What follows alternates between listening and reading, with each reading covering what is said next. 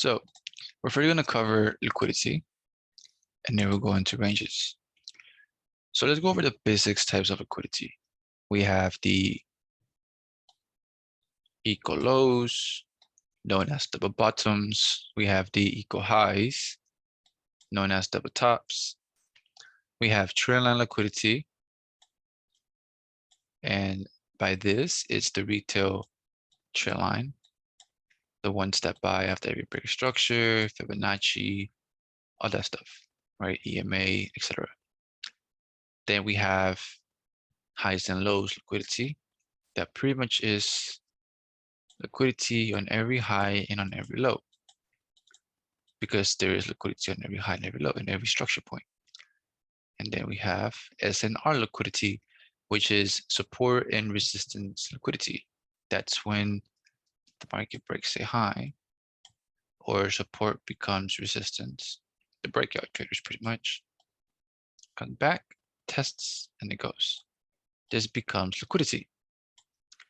So these are the main ones, the main common ones: equal highs, equal lows, trend liquidity, structured liquidity, and then SNR liquidity, support and resistance liquidity, right?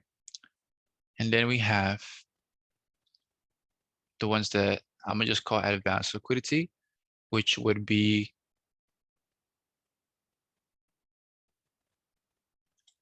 external liquidity. So external liquidity,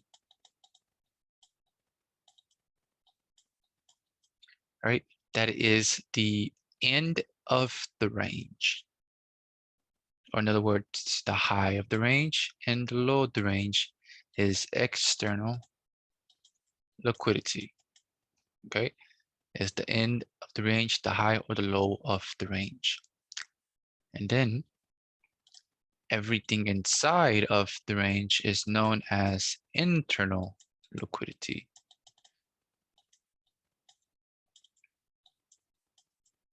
Okay, internal liquidity, everything inside of the range. And then we have inducement. Inducement. All right. Now, what is inducement? Inducement, you probably heard it before, is a trap. Okay. It is convincing traders to do something. It is convincing traders to long. It is convincing traders to short. Let me give you an example. We have a breakup this high, and then let's say we have a beautiful bullish engulfment candle. The retail traders love this. This is their confirmation, right? They will go long right here. So this right here is inducing them to go long.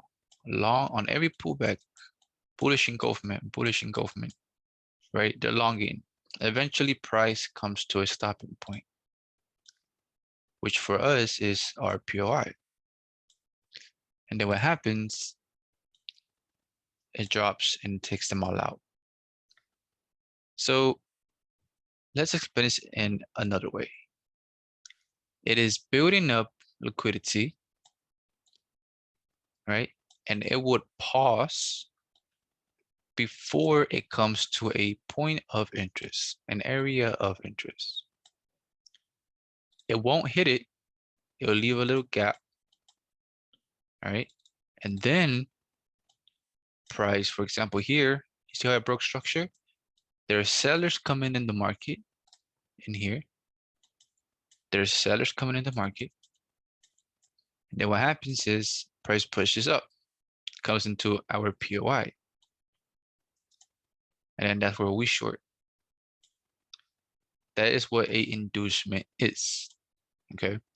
It is inducing traders to do something that is wrong, which is a trap, right? Now, some people call it a smart money trap. I do not believe it is a smart money trap. That's just my opinion, right? They call it a smart money trap because the people that call it that. Either they don't know how to restructure, how to use structure, or don't understand what they're doing, but who knows, right? Who knows? But in my opinion, it's not a smart money trap because now I'm not saying that we're gonna know 100% or that I know 100%, but it wouldn't be a trap if you were able to understand structure and liquidity, if you were able to understand the logic behind it. I mean, if it's building up orders and there's a POI just above you, and we're thinking here logically, right? That's an inducement. There's, let's say, a POI here. It looks so obvious. Everyone shorts, and next thing you know, it takes them out and drops. But what are some signs that could give it away that it's an inducement? Well, one can be something like this, right? There's a POI right here, break of structure. But look, trend line liquidity. You are shorting on the third touch like the retail do. Fibonacci 61.8. You are shorting what the retail do. You are the liquidity. If you don't see it, then you become it. All right. So here's where we start to think, right? Just a little bit logically. Now, this has nothing to do with what I said in the previous video. You know, trade what you see and you know, not what you think. By this type of thinking, I'm thinking logically. Don't think too hard. It's in front of your face, right? It's right there. Of course, I can't blame you if you don't see in the beginning, which you will with experience. All right, but I'm just talking in general. If this is liquidity and you see it and you got a feeling there's liquidity, it's a high chance it is, right? So eventually you will get signs to let you know that's a trap or an inducement. And then it just goes, then it drops. So that's why I don't believe there's a smart money trap, because if you trade some quote unquote smart money, then you should be where the smart money enters, right? Because the smart money takes out the retail. So again, I'm not here to argue. I'm just here to state my opinions. So, but that's an inducement, guys. It's a trap. All right. So let's go back to where we were. That's the inducement right there. And that will fall into a point of interest somewhere in here. All right.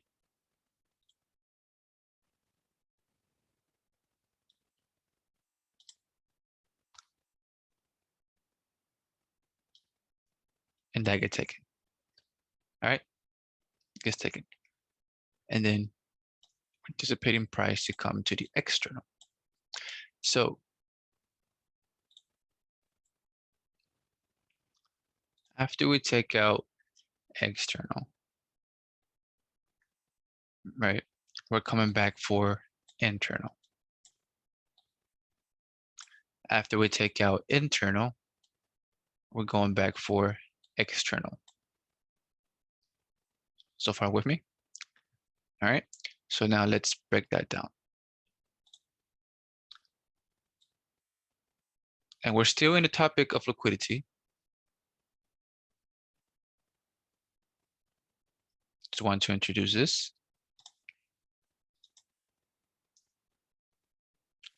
All right. So before we explain that part right there, let's introduce the ranges real quick, and then we continue from that part because that's the only way it will make sense. So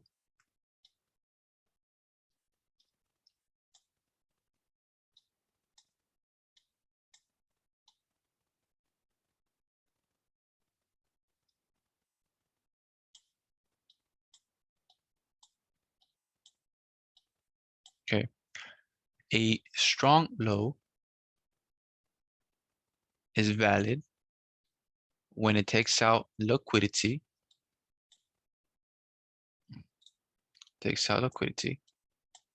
and then it breaks structure. Okay, a strong high is valid when it takes out liquidity and it breaks structure. All right, simple as that. How do you confirm a range? A range is confirmed when you have a bullish Quasimodo and then the opposite in the other end, like this. Then a range is confirmed from A to B. Okay, that is your strong low. That for now, we'll call it a strong high for now. All right, that's how you confirm a range. So now that we got that out the way, let's go back to where we're talking about external and internal. So this is external liquidity, the red line.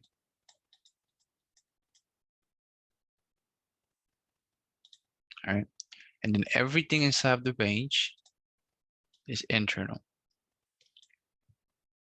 The market is gonna come after the internal, and once the internal is done, it's done taken, the market has fulfilled its cycle. Okay, it's done. So the next target is going to be to take out external liquidity. So once internal is taken, we're going for the external. And once external is taken, we're coming back for the internal. All right. Now it's not going to look this perfect, but this is the cycle of the range. It takes out internal, then we target external. Takes out internal, target external. After external, we target internal. Okay. Now, why is that? Why does this work? So let's get into some more details. All right. So when we have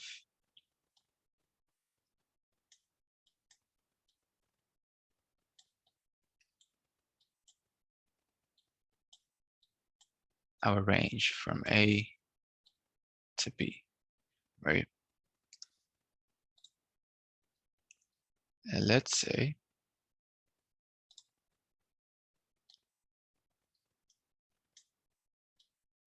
price came into a strong low. So this would be our external.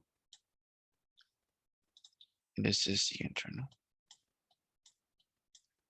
So why is this? Let's think about this in the retail perspective. How many traders, retail traders, have sell stops below these lows? These lows are protected lows for the retail traders. They're buying the dips. They're buying the dips. They have their stop loss just below, right? And then we have breakout traders right here. So when price comes down, right, they're expecting price to keep on dropping. They get tagged in and they keep on dropping. They got pending orders right there, right? Sell stops. The market's gonna grab them in the reverse because the market doesn't want you to make money. It doesn't want you to win. So after it takes out this liquidity, these traders, so when it takes out all the buy stops, what's left? All the sell stops that are resting above here. All these sell stops that are resting above here, which is, in other words, liquidity. All right. Because the market already did its part. It already took out all of these buyers. Now we're going after what? The sellers. Now we got to take them out. And when the market takes all of the buy stops, all those sellers, then what's next? Come back and take out the buyers. Coming back and take out the buyers. Now, the market's not going to move like this exactly. All right. The way it's going to actually be moving will be something like this.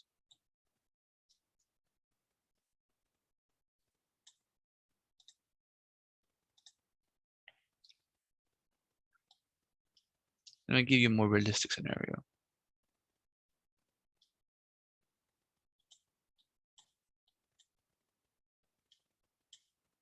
And then we have, let's say, a low, low, a low. Okay. Let me just fix this. Oh,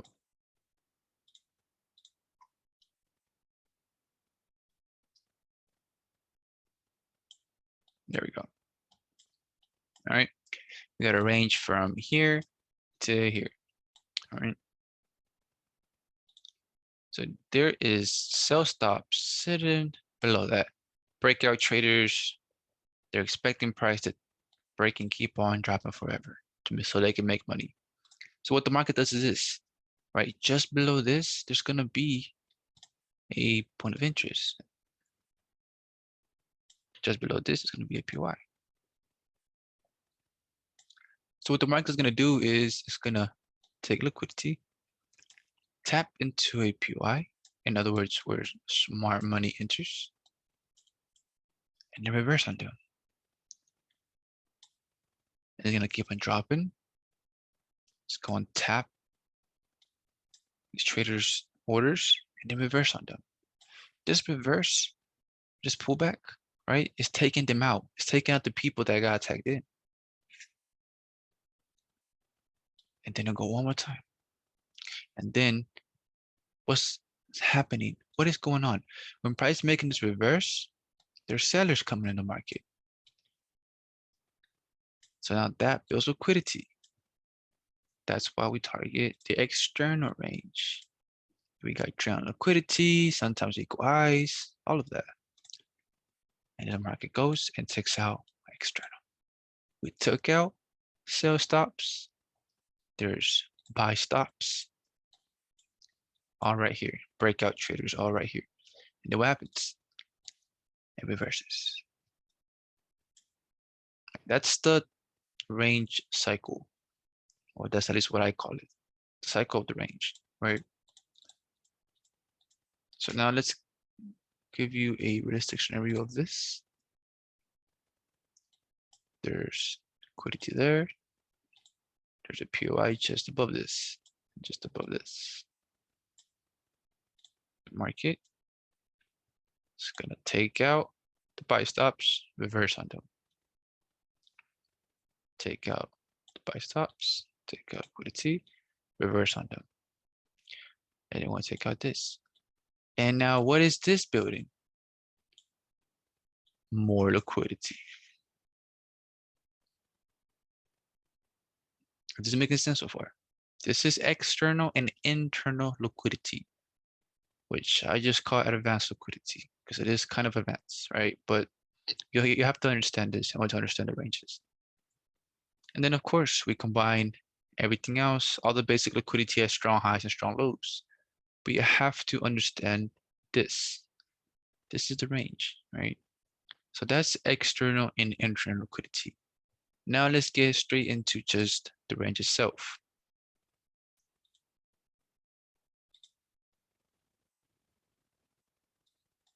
All right. So we know what a strong high is. Takes out liquidity and breaks structure. That is a strong high, SH. We know what a strong low is. Takes liquidity and breaks structure. That would be SL, right? Not stop loss, but strong low, right? That's the short term, right? Now, the strong high. Now we also have a weak high, which is WH, which also takes out liquidity and breaks structure. Then we have a weak low, which also takes out liquidity and breaks structure. But how do we combine this? Let me show you. So when we have strong low, when strong low is formed and a point of interest, they're pretty much always formed in the POI, right? when strong low is formed in a point of interest, or just strong low in general, it will automatically, hear me out, it will automatically create a weak high. Okay? It will automatically create a weak high. So once that strong low is formed, we know automatically that a weak high is going to be created.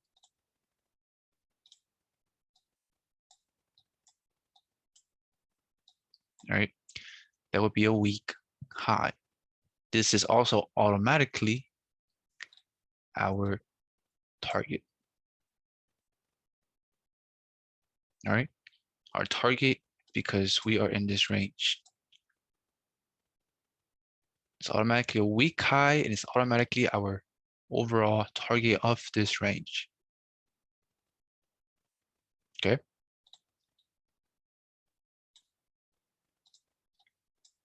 So the same thing, once a strong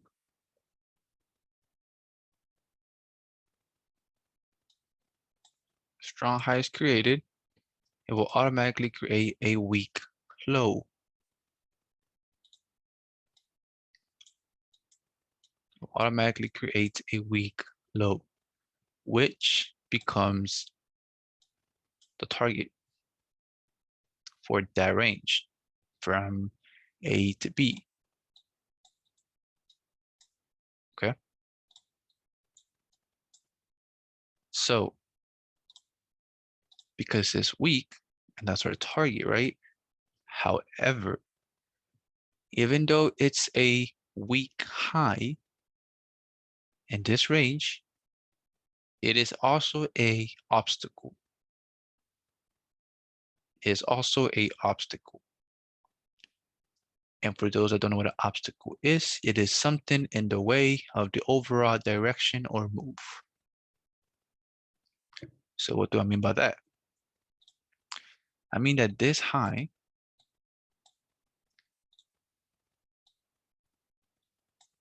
inducement price can give you an entry, right? It can give you entry. Price will give you a reaction, let's say. Now, when price gives you a reaction, this doesn't mean this reaction right here is going to come all the way down and then go. No. We just know that it can give you a reaction. So write that down. All right. It can give you a reaction. Can you enter from here? Yes. Can you look for a short here? Yes. You can look for potential shorts here if it has liquidity, of course. Internal liquidity and inducement. Now, as we're talking about this real quick, internal liquidity is not the same as inducement. Internal liquidity, it's what's inside the range when it's forming. The inducement is a failure swing. Okay? Two different things. So in this scenario, we have internal liquidity. I'll change it. Internal liquidity and inducement feeding into this unmitigated strong high. In this scenario here, it's considered a strong high. Right? And the overall picture is a weak high. Right? But why is it a strong high? Well, now it's time to dig a little bit deeper into the ranges. When a range is created,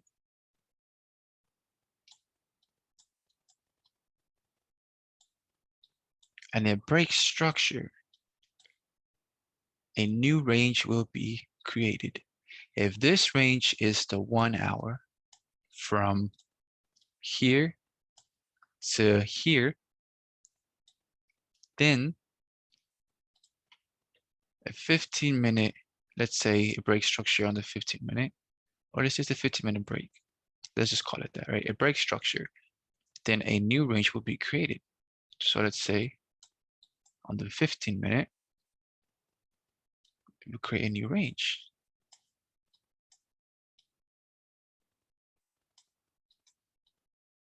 After it broke this structure. So that's where you get a pullback and continuation. There's a range inside of a range. Okay. That's where this comes in play. All right. Another thing. Highs and lows can be shared. So what does that mean? So this red dot is the 1 hour, right? The 15-minute can also use the same high, but it will only be a 15-minute, let's say, strong low. These two can be shared. That high can be shared with multiple time frames. But you will not see this on the 1 hour. You will only see this in the 15-minute. This is going back to what I mentioned about fractal. Okay, stay with me now. So this will make a retracement. Take out liquidity, and then you can short to fulfill the overall bigger range. There's a range inside of a range, right? So let's go back to this. So if this high right here was a broke structure, created a new range right here. That's a new range inside of this other range. So from A to B is inside of A and B. You see that? So because this is a new range, there's liquidity, this bigger range, right? The red one becomes a strong high because they're sharing the same range, or in this case, the same high. That's why we can get a reaction from here. And this can go and then give us that move to fulfill the bigger range. So far making sense? Now, you gotta be careful, right? Because if this already fulfilled the bigger range, it will still give you a reaction, but it will fail. It will fail to break this low right here. And because price fails, that becomes a what? Weak high, failure swing. That just feeds more liquidity. So you will get taken either break even or a loss. And that's why your move didn't go. That's why it didn't work. Okay. You have to understand this. All right. So that becomes weak, it will get taken. But if it's not, then it'll go. Regardless, your target is gonna be this low. Remember, we target external ranges, right? That's our target for every single range. Okay. So that's on that. Let's go to this one over here. Just colors. There we go. All right. So I hope this made sense so far. So now let's delete this.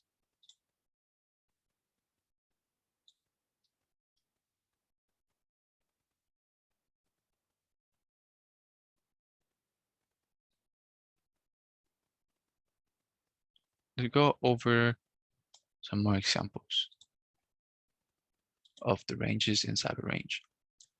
So we have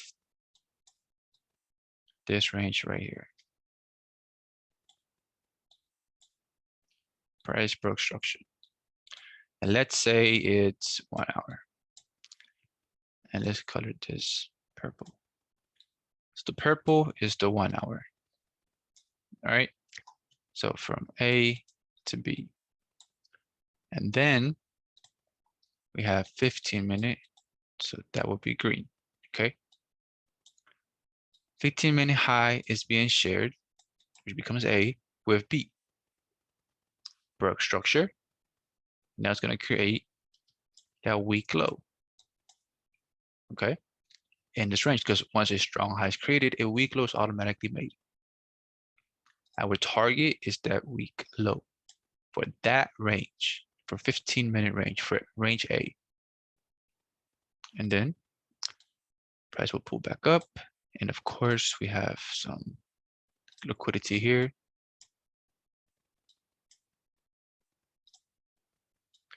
Take it out, right? And then we target this. Now, let's say we have liquidity right here on the bigger range, on the purple one. Right? That's where price gonna come into, and then go up to take out this external range.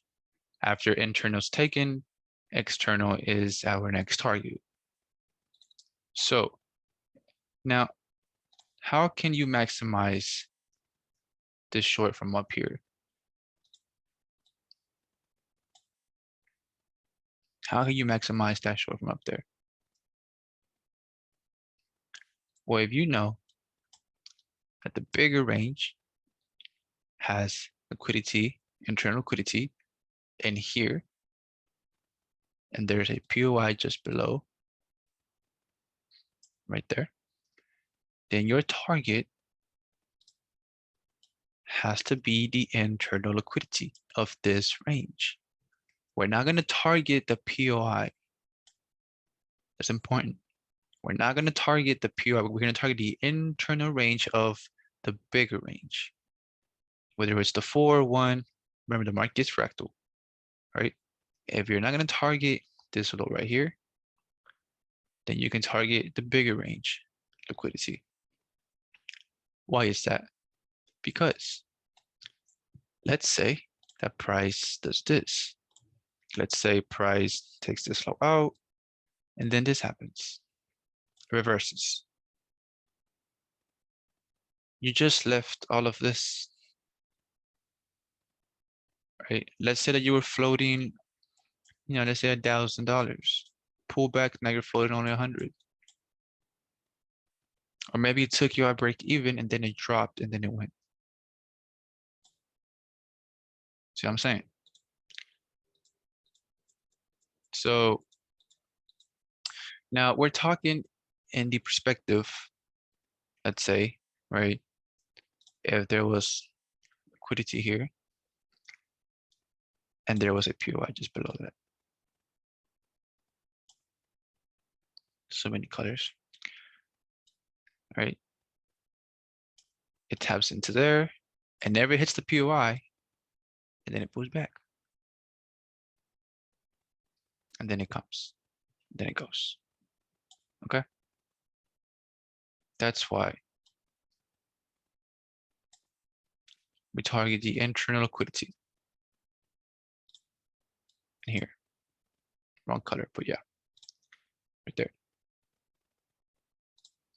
But let's say price comes, reverses, just like the first time I did this, right? And it takes you out break even. Well, there's nothing you can do. That happens. Then it drops. And then it takes a liquidity, but it still comes back up. Then it drops one more time, then it goes. This can happen. It's simply building up liquidity. This is a more realistic scenario, of course, right? So that's where you pay yourself. That's why we target, this is our first target. The low or the high of every range external is our first, always our first target. In other words, I call it our safe target, okay? Because we have a higher chance of this just hitting to the T before it makes on top of reversal than if it coming all the way down here. because who knows, it could take forever before it comes down here. But it's our safe target. If you don't want to target this, you want to hold it into here, then you're going to take partials. Now, how many? Well, not how many, but how much percentage or let's say partial should I take? That really depends on you, to be honest. I'd take 50% on that low. Because again, this could reverse and break me even and then drop. At least I paid myself. Right? At least 50%. That's just me. Or you can take all of it. Right? This is a personal choice because it depends on your account size. It depends on your goals. Are you compounding?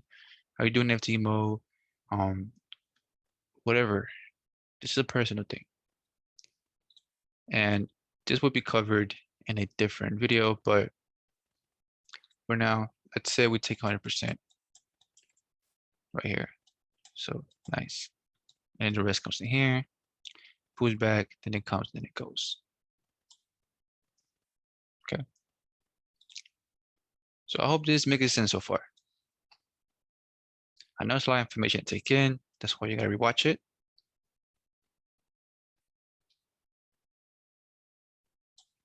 All right. So we covered liquidity. Okay. We covered external liquidity. External liquidity was covered. That's the highs.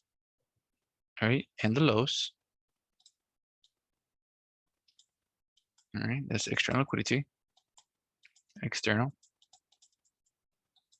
We covered internal liquidity, which is what's inside the range. All right. While it's forming, that's the internal liquidity. And then we covered inducement, which will be a failure swing. Then it gets taken. That's an inducement. And then we covered ranges sharing a structure point, right?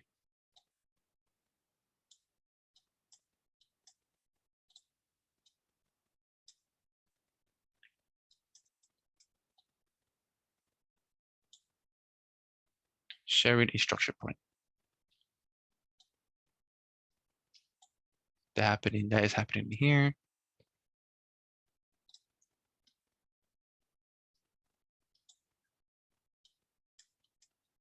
Okay, sharing a structure point. So we got green and red is sharing this low right here.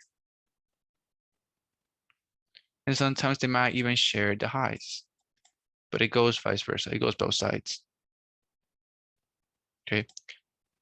And then we went over potential targets, which was the internal liquidity of a higher time frame range, if you're not going to target the external liquidity of your current range. We understand that there's a range inside of a range, right? And we also understood pretty much the difference between a inducement and internal liquidity, right? Now, let's go over one more thing.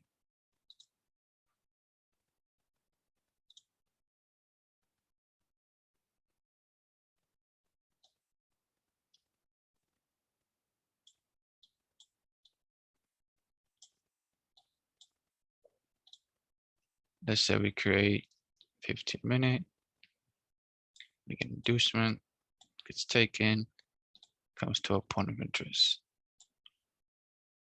And we also have the same high being shared with this one. That's our first target. And then if the 1 hour is the white, the 15-minute is the red, then let's say the 1 minute is the purple. So the purple high was shared with the red. So the same thing happens. Inducement,